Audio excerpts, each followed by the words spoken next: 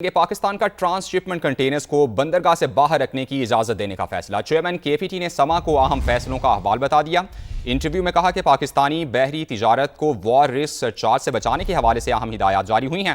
حکومت نے برطانیہ میں پاکستانی ہائی کمشنر کو بحری جہازوں کو انشورنس کور دینے والے ادارے سے رابطے کی ہدایت کی ہے۔ نمائندہ سما سید رضوان عالم سے گفتگو میں چیئرمین KPT ایڈمرل ریٹائرڈ شاہد احمد نے مزید کیا بتایا، آپ کو دکھاتے ہیں۔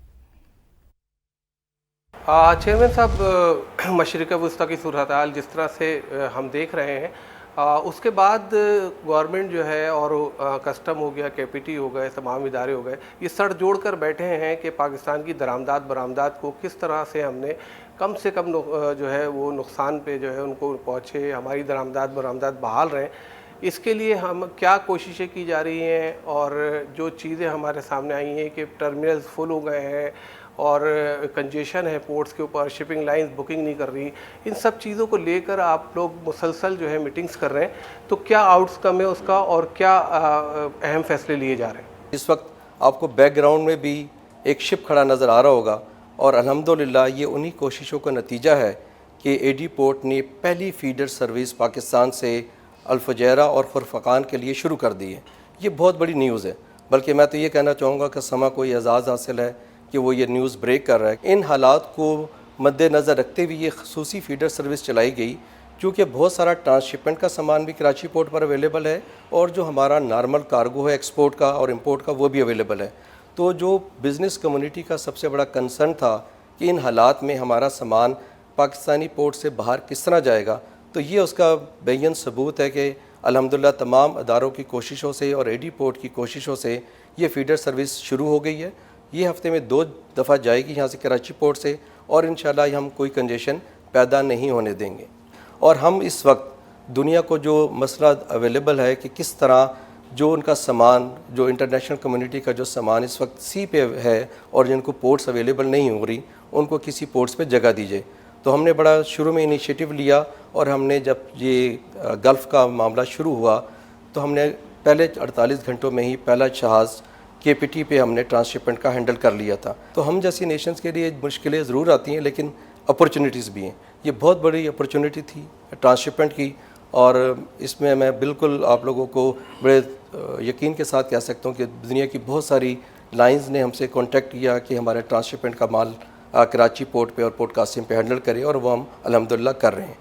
اب دوسرا بات آپ نے کی آف ڈاک ٹرمینل کی۔ ابھی تک کے جو FBR کے اور کسٹم کے رول ہیں، اس کے حساب سے آپ ٹرانسشپمنٹ کارگو کو پورٹ سے باہر نہیں لے کے جا سکتے۔ اس کے اپنے سیکیورٹی کنسرنز ہیں، اس کے پروٹوکولز ہیں، اور جس کی وجہ سے ایسا نہیں ہوتا۔ پرائم منسٹر نے آلریڈی آرڈر ایشو کر دیے ہیں FBR کو کہ اپنے رولز کو وہ ریلیکس کریں، اور اس خصوصی حالات میں جو اس وقت چل رہے خطے میں آف ڈاک ٹرمینلز کو اجازت دی جائے کہ یہ ٹرانسشپمنٹ کا جو مال ہے یہ آف ڈاک ٹرمینل میں ٹرانسفر ہو سکے۔ تو یہ انشاءاللہ مجھے آج 100% امید ہے کہ یہ آرڈر آج ایشو ہو جائے گا۔ یہ جیسے ہی ہوتا تھا پھر ہمارے پاس ٹرمینلز پہ بہت بڑی گنجائش پیدا ہو جائے گی کہ ہمارے پاس جو پرانے کنٹینرز ہیں ہم ان کو بھی آف ڈاک پہ شفٹ کر سکیں، اور جو ہمارے پاس ٹرانسشپمنٹ کے کارگو آ رہے ہیں اس کو بھی ہم پوری پروٹوکولز کے ساتھ، سیفٹی کے ساتھ، سیکیورٹی کے ساتھ ہم آف ڈاک میں ہینڈل کر سکیں۔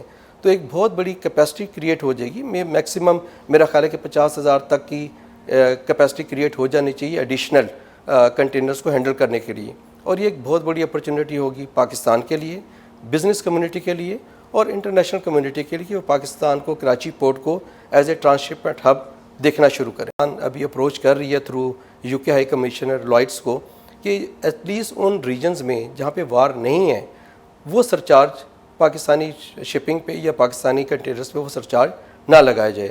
دوسرا، پاکستان بحریہ ایک بہت اہم کردار ادا کر رہی ہے، اور اس ریجن میں سیکیورٹی پرووائڈ کر رہی ہے تمام شپنگ کو، اور ہمارا جو پاکستان نیوی کا پرانا بھی ٹریک ریکارڈ ہے کہ اس پورے ایریے میں کبھی بھی اس طرح کی کوئی جو انفورسین ہے یا کوئی تخریبی کارروائی پاکستان نیوی نے نہیں ہونے دی۔ تو یہ بہت سارے فیکٹرز ہیں جو ہمارے فیور میں جاتے ہیں، اور انہیں چیزوں کو لے کے ہم لائٹس اور باقی جو انشورنس ایجنٹس ہے، جو بڑے انشورنس ہاؤسز، ان کے پاس یہ چیز ہم پلیٹ کر رہے ہیں کہ یہ جو آپ نے انجسٹ قسم کا ہم پہ سرچارج لگایا ہے یہ بہت زیادہ ہے، اس کو ایک تو بالکل معاف کیا جائے، اور اگر ٹوٹل ویور نہیں ہو سکتا اس کو بیئر منیمم پہ لے کے جائے تاکہ ہم چھوٹے ممالک جو ترقی پذیر ممالک ہیں وہ اپنی امپورٹ ایکسپورٹ کو جاری رکھ سکیں۔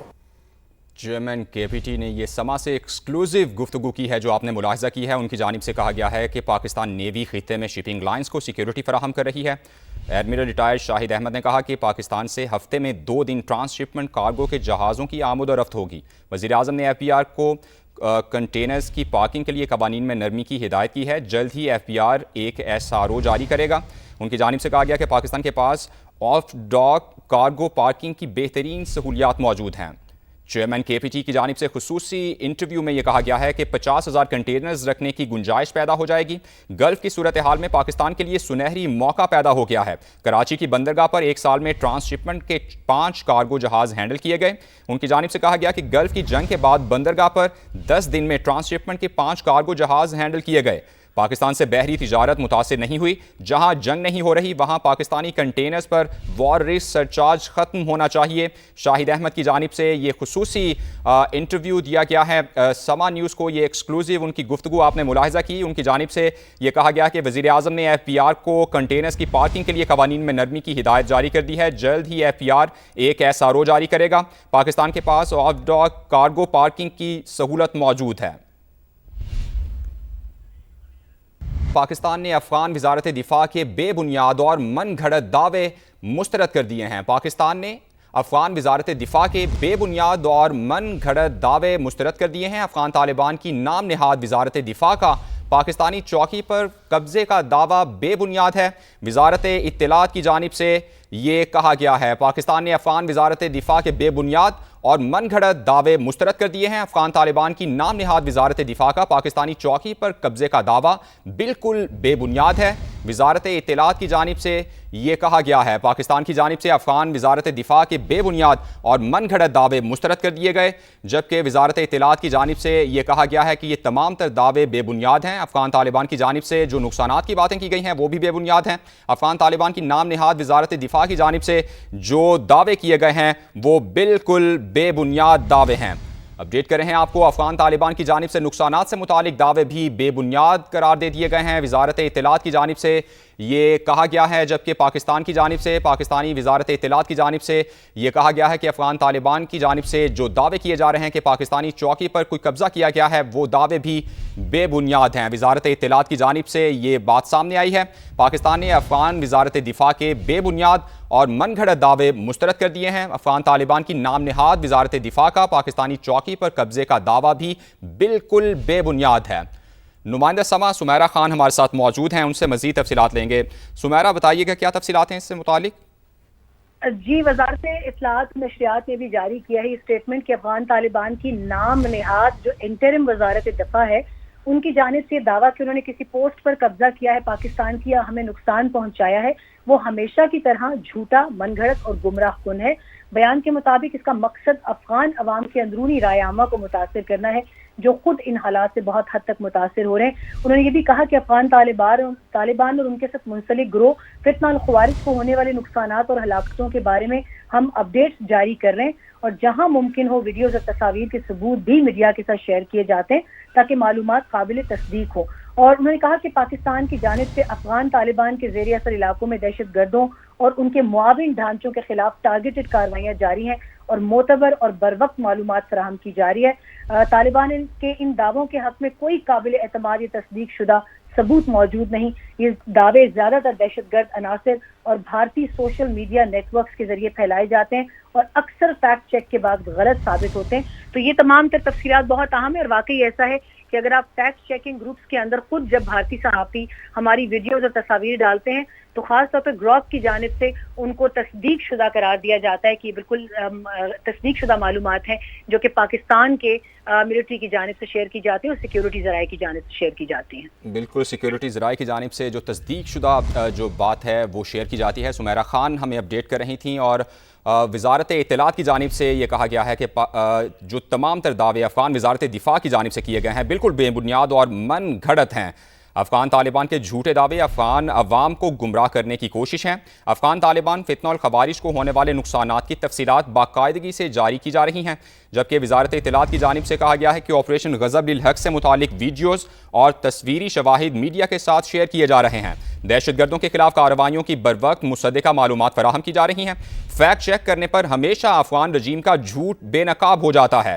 افغان رجیم کی جانب سے مسلسل جھوٹ کا سہارا لیا جا رہا ہے اور وزارت اطلاعات کی جانب سے ان تمام تر دعووں کو بے بنیاد قرار دے دیا گیا ہے۔